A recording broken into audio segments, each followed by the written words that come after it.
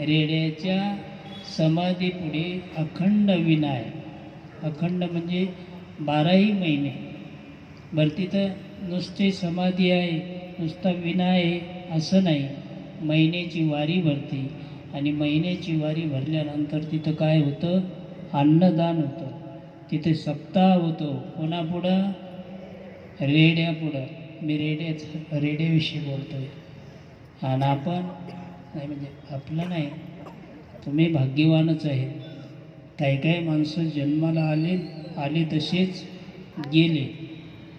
माणसाचा काही उपयोग नाही. म्हणून रेड्याच्या बाबतीमध्ये त्यांनी संगती ज्ञानेश्वर महाराजांची केली, म्हणून त्याचा एवढा सोहळा आहे.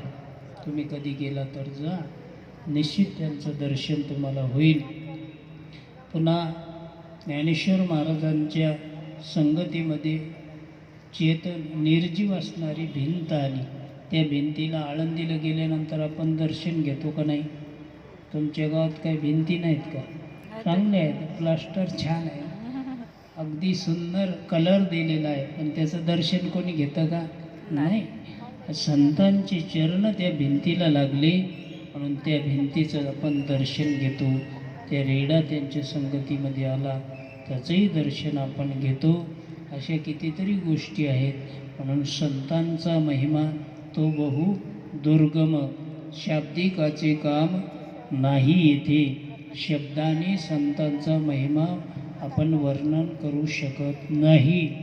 जसं महाराज म्हणतात, उदंड त्या गायी म्हैशी आणि शेळ्या, परी त्या निराळ्या कामधेनू.